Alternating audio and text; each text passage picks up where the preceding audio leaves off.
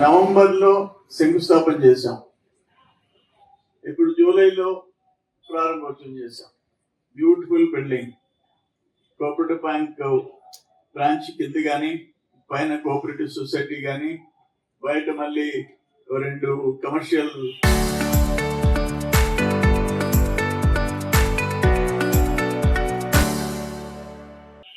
Complex, ATM room ఒకటి, generic medicine room ఒకటి, 2 వస్తున్నాయి. 90 లక్షలు పెట్టి ఈ నిర్మాణం చేయటం చాలా సంతోషంగా ఉంది. ఇంత ఫాస్ట్ గా కంప్లీట్ చేశారు. చాలా బాగా వచ్చింది. దాంట్లో కోఆపరేటివ్ మార్కెటింగ్ గోడౌన్స్ కట్టేదానికి స్థలాన్ని ఆయన దానం చేసినట్టు డీడ్ ఉంది. ఆ మార్కెటింగ్ గోడౌన్స్ బదులు ఇది కట్టాము, బ్రాంచ్ కట్టాము, కోఆపరేటివ్ బ్యాంక్ బ్రాంచ్ కట్టాము, సొసైటీ ఆఫీస్ కట్టుకున్నాం. ఇక్కడ ఇంత కంఫర్టబుల్ గా నేను ఎక్స్పెక్ట్ చేయలే. స్థలం కూడా, పార్కింగ్ ప్లేస్ కూడా చాలా బాగా ఉంది. మంచి బిల్డింగ్. ఇమీడియట్ గా శాంక్షన్ చేశారు ధనంజయ రెడ్డి గారు. బిల్డింగ్ పూర్తి అయిపోయింది. రామిరెడ్డి పేరు మనం పెట్టాలా?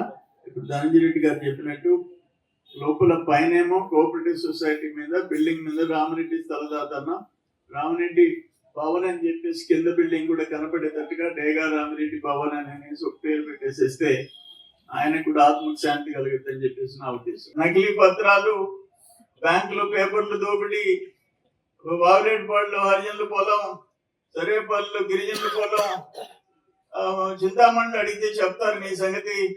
చింతామణి అంటే తెలుసా? చింతామణిలో ఆయన సేద తీర్చుకుంటుంటే పట్టుకొచ్చారు. 120 రోజులు కనపడిన మనిషి ఎవరంటే ఆయన జైల్లో గాని బయట గాని.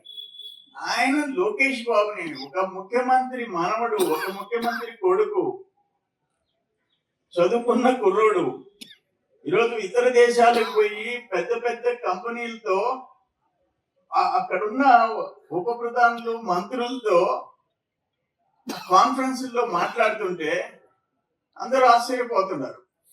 ఒక ఐటీ మినిస్టర్గా కుర్రోడు 30 పంచాయతీలు స్వీప్ చేయాలా. ఆ తర్వాత కోఆపరేటివ్ ఎలక్షన్స్ వస్తాయి. వాటిల్లో మళ్ళీ మనం గెలవాలా. ఎందుకంటే చేసి చెప్పుకుంటాం. ఆయన చెప్పుకోవాలంటే ఒక దగ్గర నారాయణ తెచ్చి కాంగ్రెస్ కొట్టి ఉరి తీసి 70 మంది పోలీసులు పంపించి బాడీని కల్పించేశాం. అటువంటివి చెప్పుకోవాల్సిందే. నీచమైన చరిత్ర చెప్పుకోవాల్సిందే. మంచి చెప్పుకునే అవకాశం నీకు లేదు. కానీ ఇవన్నీ ప్రజల్లోకి తీసుకుపోండి. రేపు ఎలక్షన్స్ లో మంచి స్వీప్ చేసే పరిస్థితి కష్టపడి మీరు తీసుకురావాలని చెప్పేసి కోరుకుంటూ 1957 ప్రాంతంలో డేగా రామిరెడ్డి గారు అనే ఒక తాత ఈ స్థలాన్ని గోడౌన్ కింద ఇచ్చినటువంటి చరిత్ర ఉంది. ఆయన ఈ రోజు ఆ ప్రాపర్టీ వాల్యూ దాదాపుగా 6 నుంచి 7 కోట్ల రూపాయలు చేస్తా ఉంది. ఆ రోజు మంచి మనసుతో ఈ పొదలకూరు ప్రాంత ప్రజలకి న్యాయం చేయాలా, రైతు సోదరు బాగుండాలని ఒక మంచి ఉద్దేశంతో పెద్దలు స్వర్గీయ రామిరెడ్డి గారు ఈ స్థలాన్ని దానం చేశారు.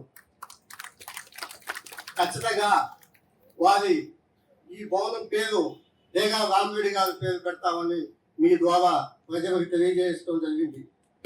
1957 ఆ ప్రాంతంలో ఈ సొసైటీ, ఈ ప్రాంతంలో దాదాపుగా ఇంకా కొన్ని సొసైటీస్ ఉన్నాయి. ఆ సొసైటీస్ అన్నిటి కూడా మెర్జ్ చేయడం జరిగింది. 5 సొసైటీస్ని. ఆ సొసైటీ మెర్జ్ సొసైటీస్ కూడా మీకు తెలుసు. కానీ ఈ పొదలకూరు సొసైటీ చాలా మంచి సొసైటీ. సొసైటీలు అయితే నష్టాల్లో ఉంటాయి, కానీ బ్రాంచ్ అయితే 3 కోట్ల రూపాయల ఆదాయంలో నడుస్తున్నటువంటి బ్రాంచ్ అది. ఈరోజు అన్న ఫస్ట్ టైం ఆయన చిన్న వయసులోనే 25-26 ఇయర్స్ అప్పుడే సెంట్రల్ బ్యాంక్ చైర్మన్గా చేసినప్పుడు ఈ బ్యాంకు చాలా చిన్న బిజినెస్ చేస్తున్నటువంటిది.